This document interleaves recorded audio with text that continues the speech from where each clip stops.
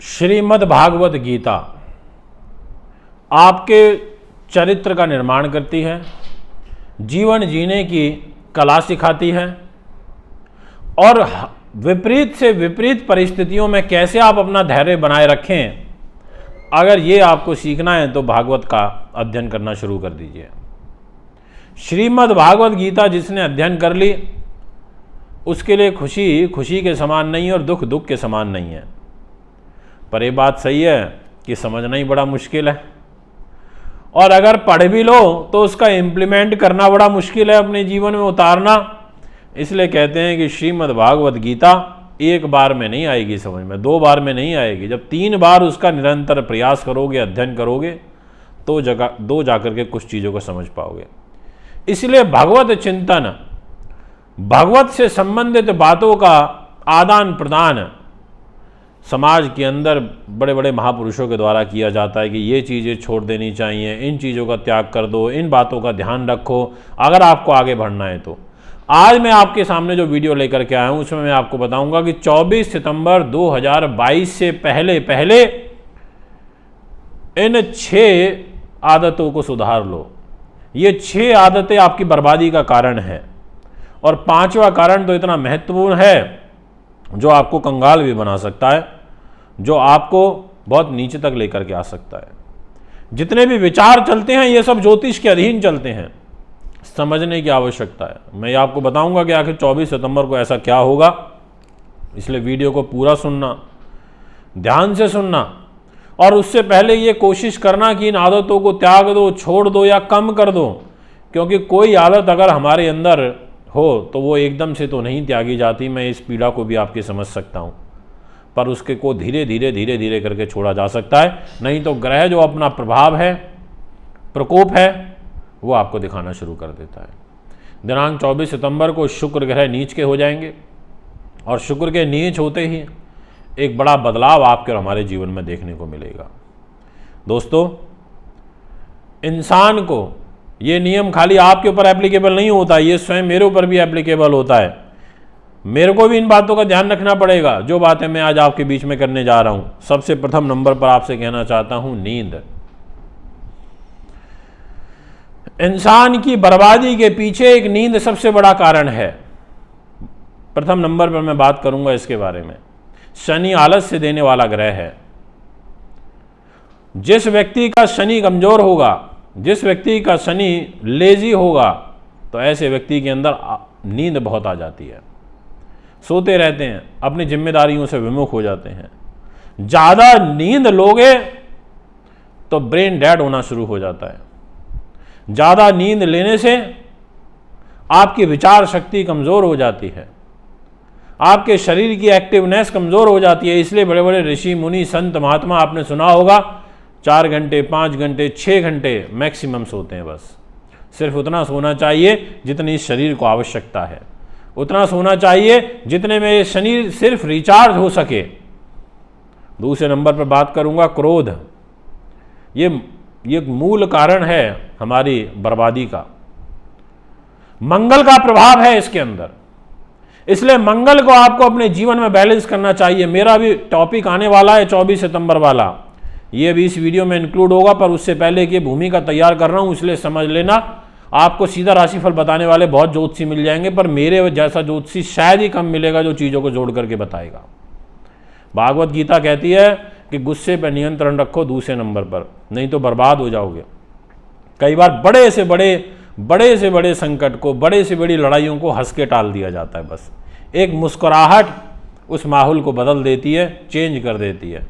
क्योंकि गुस्सा आपको पीछे लेकर के जाएगा, गुस्सा आपको समाज से दूर करेगा, गुस्सा आपके परिवार के बीच में आपको अलग कर देगा। गुस्सा यदि आपके ऊपर आप में ज़्यादा रहेगा तो आपकी वाणी के ऊपर संयम नहीं रहेगा। और जिसका वाणी पर संयम नहीं होगा गुस्से के दौरान, तो ऐसा व्यक्ति अपनी अच्छाइयों को मार लेता है, अच्छाइयाँ उसकी दब जाती हैं क्योंकि उसका गुस्सा उसके ऊपर हावी हो जाता है। इसलिए मैंने कहा कि दूसरे नंबर पर आपको इस बात का ध्यान रखना पड़ेगा। तीसरा नंबर है आपकी बर्बादी के कारण का डर, भय। रामायण में चौपाई है कि भय बिन हो ना प्रीति, ये यथार्थ सत्य है। जब तक आप अपने मन में इस भय के वातावरण को बना करके रखेंगे तब तक आपकी आगे उन्नति नहीं हो सकती और आपकी बर्बादी का कारण ये भय बनता है, ये डर बनता है। आपको इस डर से बाहर निकालना है। आपके मन में है मेरे को ये काम करना है, करिए, उसके पॉजिटिव नेगेटिव को सोच करके आगे बढ़िए, करिए, पर वन माइंड होकर के करिए। जो व्यक्ति द्वंद्व में रहेगा, कंफ्यूज रहेगा, वो व्यक्ति अपने जीवन में ज़्यादा उन्नति प्राप्त नहीं कर सकता। ये एक यथार्थ सत्य है, क्योंकि उसका द्वंद्व उसके आगे आ जाएगा। और जो लोग रिस्क लेते हैं, जो लोग डू एंड डाई में विश्वास रखते हैं, तो ऐसे लोग बन भी जाते हैं, ऐसे लोग बहुत कुछ कर भी जाते हैं और इस समाज के लिए बहुत बड़ा एक मैसेज छोड़ करके भी चले जाते हैं। इसीलिए विपरीत से विपरीत परिस्थितियों में इस डर को अपने ऊपर हावी आपको नहीं होने देना है। और चौथे नंबर पर मैं आपसे बात करूंगा थकान। ये जो थकान है ना, ये भी अब इंसान को बहुत दूर बना देती है। और ये थकान तब आती है जब आप नींद ज़्यादा लेते हैं, आप डर के साए में रहते हैं, तो आपका मस्तिष्क ठीक से काम नहीं करता। और आपके थकान की जो आदत है, इसको टाल दीजिए कि मैं तो थक गया, अब मेरे से नहीं हो रहा, मेरे बस की नहीं है, मैं नहीं कर सकता, मुझे थकावट हो जाती है। अपनी बॉडी को एनर्जाइज करिए, सुबह जल्दी उठिए, जल्दी उठेंगे, एक्टिवली वर्क करिए, सुबह सुबह सूर्य को प्रणाम करिए, सूर्य की ऊर्जा को अपने शरीर में ग्रहण करिए। और मतलब ही नहीं बनता कि आप थक जाएं, इसलिए थकान वर्ड को आपको छोड़ देना चाहिए। छठे नंबर पर आपसे बात करना चाहूँगा काम की आदत।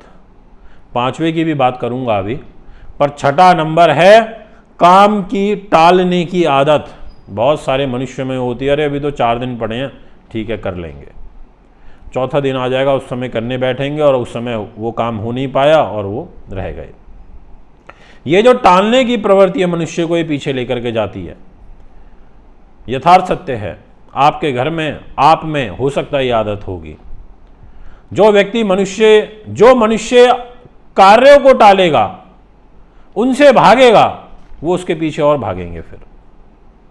इसलिए पता है ठीक है ये करना है, अब नहीं तो कल करना, ठीक है कर कुरा के निपटाओ उसको, काम को, फ्री हो। प्रेशर मत रखो माइंड पर, क्योंकि जब तक वो काम नहीं होगा तब तक आपके दिमाग में प्रेशर बना रहेगा।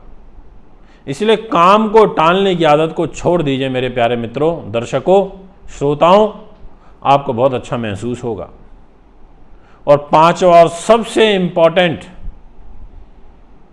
जो कारण है वो है आलस, जो इन सभी चीज़ों की जड़ है। इसलिए मैंने लिखा है कि पांचवा कारण व्यक्ति को कंगाल बना देता है, कंगाली में लेके आ जाता है।